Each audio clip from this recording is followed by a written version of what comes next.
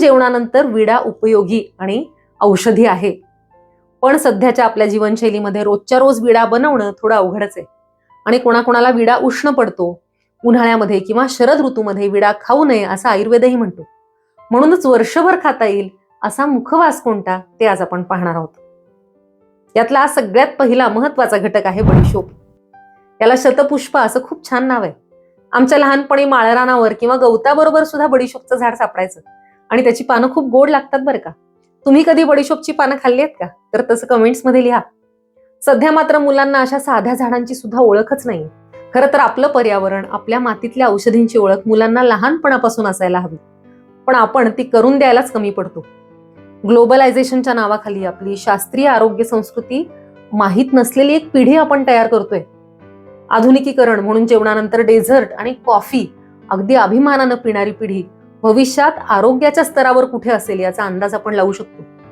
म्हणून आपली माहिती फक्त ज्येष्ठांसाठीच नाहीये बरं का, खरं तर जेन्झी किंवा मिलेनियन्ससाठी जास्त उपयोगाची. म्हणून जर तुमच्या घरात या वयातली मुलं असतील तर त्यांना असे व्हिडिओ दाखवणे आणि त्या माध्यमातून का होईना आपल्या शास्त्राची, आपल्या आहाराची योग्य ओळख करून देणं त्यांच्या आरोग्याच्या दृष्टीनं आणि एकूण भवितव्याच्या दृष्टीनं खूप खूप महत्वाचं आहे. जपान सारख्या देशात अभिमानाने त्यांची आहार संस्कृती, त्यांच्या परंपरा जपल्या जातात, वाढवल्या जातात आणि आपल्याकडे पाश्चात्यांच्या प्रभावाखाली आपल्या चांगल्या सवयी सोडून अंधानुकरण केलं जातं. हे आता मात्र बदलायची गरज आहे. तुम्हाला काय वाटतं ते नक्की कळवा. चला पुन्हा आपल्या मूळ विषयाकडे येऊया. तर आयुर्वेदानुसार बडीशोप ही सुगंधी वनस्पती अग्निदीपन, पाचन करणारी आणि वाताचं अनुलोमन म्हणजे वाताला योग्य दिशा देणारी, दाह म्हणजे जळजळ कमी करणारी, पोटफुगी किंवा पोटदुखी कमी करणारी. म्हणूनच ज्यांच्या घरात लहान बाळ असतं त्यांच्या घरात बडीशोपचा अर्क नक्की असतो. कारण फक्त दुग्ध आहार घेणाऱ्या बाळांमध्ये अनेकदा पोटातला वात वाढतो, अचानक पोटदुखी होते, तेव्हा बडीशोपचा अर्क अगदी जादुई काम करतो. ही मधुर आहे, तिक्त आहे, शीतल आणि पित्तशामक आहे.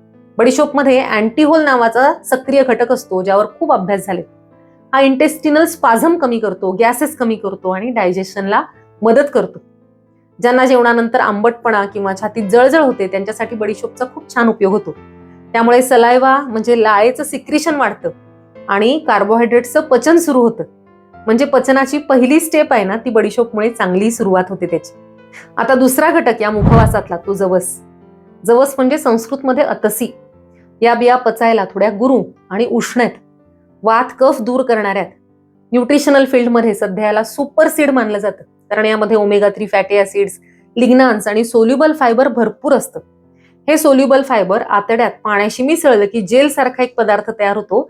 त्यामुळे अन्न पुढे सरकायला मदत होते, कॉन्स्टिपेशन कमी होतं.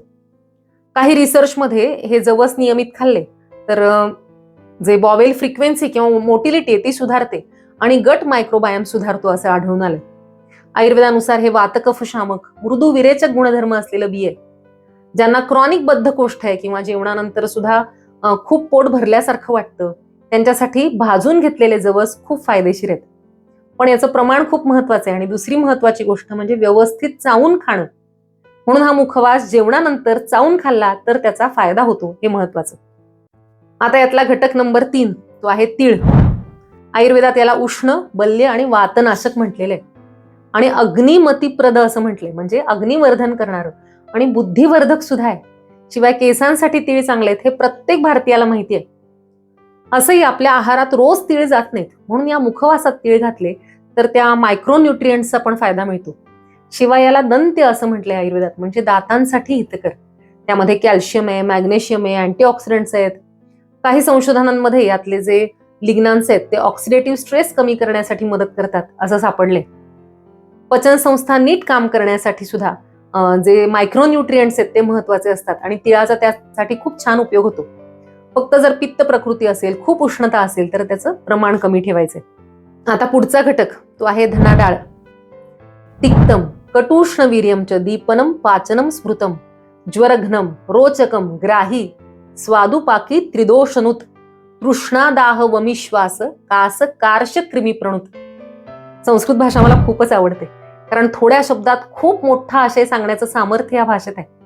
पण बरेचदा मला प्रश्न पडतो की संस्कृतचे संदर्भ श्लोक सांगावेत की नाही, कारण सगळ्यांना हे कळत नाहीत किंवा सगळ्यांना हे आवडतं की नाही अशी शंका कधी कधी मला येत असते. तुम्हाला काय वाटतं कमेंट्स मध्ये मला नक्की कळवा.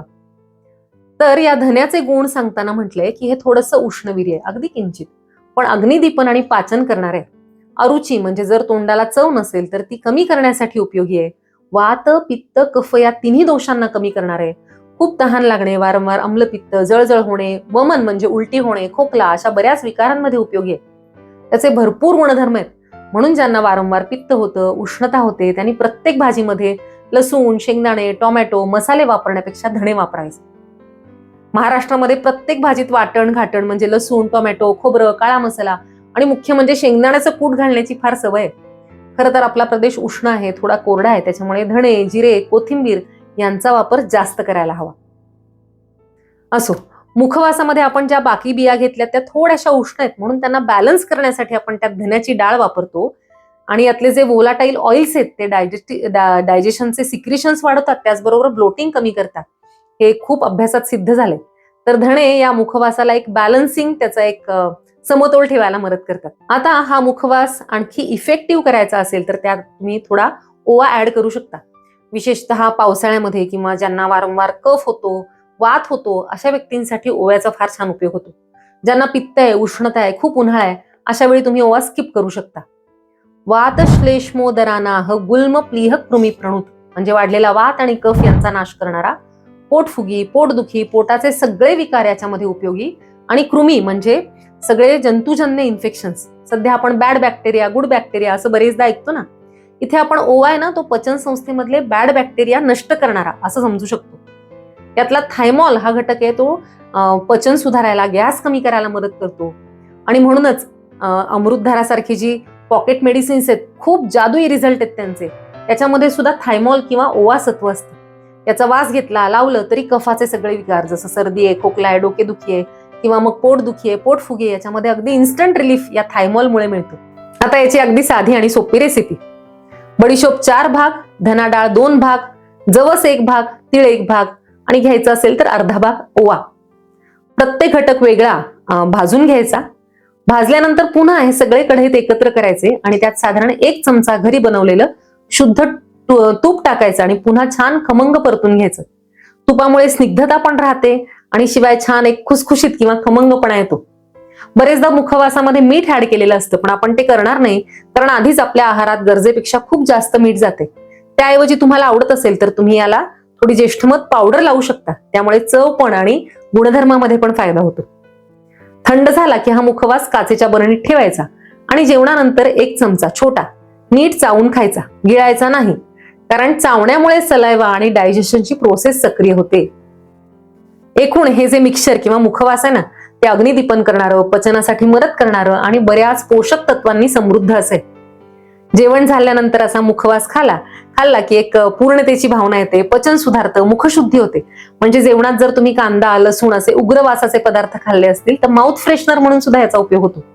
आणि चावून खाल्ल्यामुळे तोंडातला चिकटपणा किंवा गोड पदार्थांचा दुष्परिणाम कमी व्हायला मदत होते, कफ कमी होतो. अर्थात खूप जास्त प्रमाणात हा मुखवास उष्णता वाढवू शकतो किंवा वारंवार खाल्ल्यामुळे दातात अडकून दातांच्या तक्रारी होऊ शकतात. म्हणून योग्य प्रमाणात जेवणानंतर खाणं हे महत्वाचं. उपाशीपोटी आणि खूप जास्त प्रमाण हे दोन्ही करू नये.